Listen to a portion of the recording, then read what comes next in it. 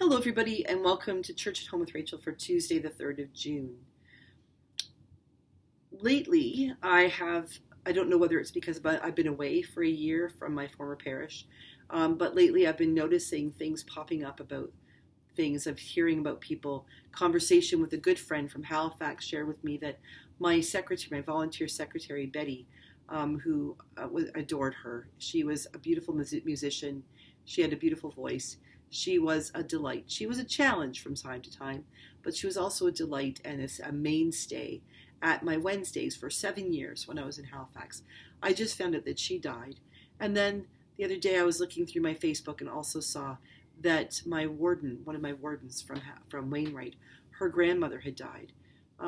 There seems to be a lot of mourning happening, a lot of things coming up that introduce us or remind us that life can be fleeting, and that we need to take stock, that we need to pay attention. And then I was looking through my books, thinking about what I might talk about today, and I came across this book that is absolutely fabulous. If you haven't read it, you need to.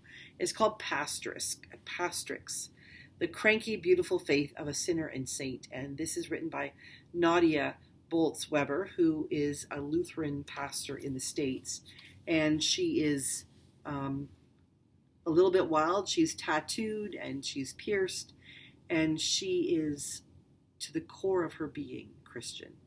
And if you haven't heard her, look her up on YouTube, look her up on social media, read some of her books. She is a powerful preacher.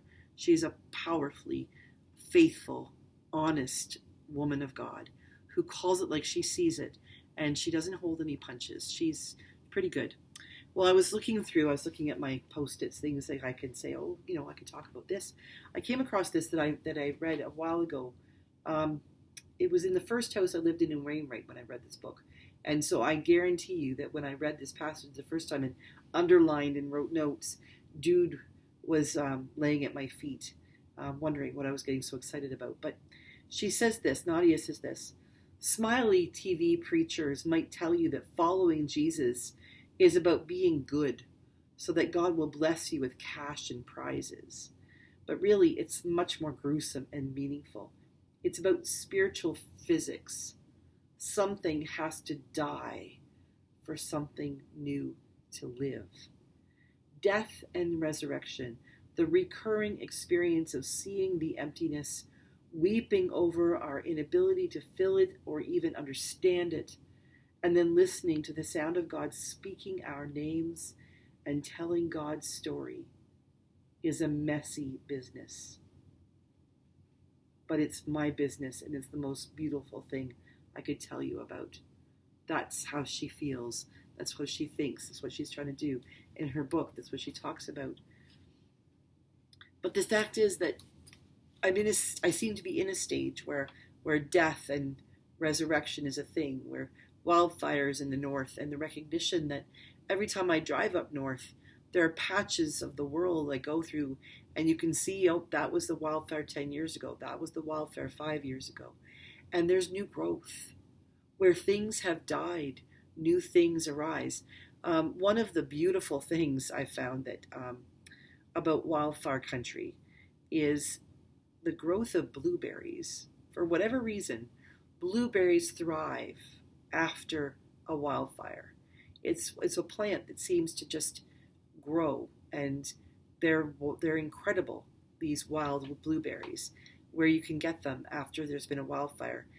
Wildfires they clear the land. They allow the new flora and fauna to grow up. They give back to the earth nutrients that are needed. There's something about the rhythm of life and death and life again that we need to not run away from. And it's tough because in this world, we're really focused on this, or the Joel Osteens of this world saying, if you are faithful, if you love God, if you love Jesus, then you just need to pray harder. You need to recognize that Jesus wants to bless you.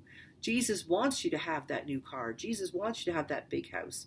Jesus wants your child to go to that fancy college or university. And if you just pray hard enough, if your faith is good enough, And well, you know what? If those things aren't happening, there's something wrong with your faith. Well, hooey to that. It's just not the way it works. If it was the way it works, there we like everybody would be Christian, wouldn't they? There wouldn't have been a persecution. If following Jesus had been that easy and beautiful and wonderful, people would have been doing it for so long that nobody would care. It would just be the way life is. The fact is that following Jesus is real. Following him is realistic. And we all know that even when we have great times, when things go really well in our lives, that it's always followed by a darker time. And that is necessary. We can't live on a high. How many of you like roller coasters? Cody, you might have heard me speak about him before. He's the little guy I met at the election when I was elected bishop. And he presented me with a portrait that I have had hanging on my wall since then. And I was talking to him last week, a week and a half ago, when we were in the PA. He came to church and I had lunch with him after. He's telling me about this carnival they went and this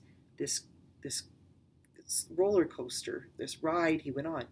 And he's 11 years old and he's a very, very intelligent young man. And he's sort of roly-poly and smiles and looks kind of goofy. But words come out of his mouth and you think like, okay, wow. And he was explaining how he and his sister went on this ride. And his sister said she was a little bit scared at first, but she loved it in the end. Cody's response was, it was a trauma ride. It was horrible. I knew trauma because of it. And he wasn't just being sarcastic. He wasn't being melodramatic. He did not like the ride. I asked him, well, now that you've done it once and you know you survived, would you do it again? Nope, never. It caused me trauma. He was serious. And the reality is that he was living the truth of life. He was willing to take the challenge. He was willing to give it a try. But he realized, too, that in order to have the fun of some things, other things are difficult. He acknowledged that trauma is a part of life. And we all have to face that. We can't live our lives we can't live our lives successfully believing that everything's going to be perfect, that everything's going to be hunky-dory and wonderful and beautiful. It just doesn't work that way. The reality is there are ups and downs, like like roller coasters, like rides like that. There are moments when you're chugging and you're up on that mountain and you're seeing everything and it's beautiful. And then there are the next moment when you're plunging down. You feel like you're plunging to your death and your stomach is in your throat and you're crying and you're scared and, well, what if this ride doesn't end well? And then just as you think there's no end in sight, then you level out and start to come back up and head for the top of that mountain where you will see the beauty of the world. The fact is that death and resurrection, the highs and the lows, the recurring experience of seeing the emptiness, weeping over our inability to fill that emptiness or even understand it, and then listening to the sound of God, speaking our names, and telling God's story, which is beautiful. It's a messy business. It really is. And that's okay. You see, in our messiness, that's where we discover the best parts of ourselves. That's where we discover the best parts of our faith, in the messiness. And to be quite frank, I've often found that when people start to tell me the story of their life, the story of their faith, it's the messiness of those stories that are the most interesting parts. So go out and embrace the messiness. Embrace the reality that death happens. And as much as we don't want it to, we recognize that it has to. But then comes the gift of resurrection, the gift of hope and light and love that comes when we experience the darkness and the trauma. And then we bounce back from it. Or maybe we don't bounce, maybe we crawl out of it.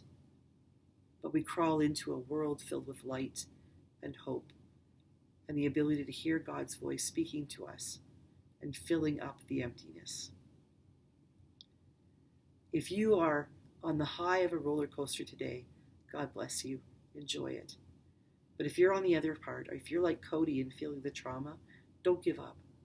Trust that God is there, that the emptiness, the fear, the loneliness will be filled, and you will be fine. God bless you. See you again tomorrow for Church at Home with Rachel.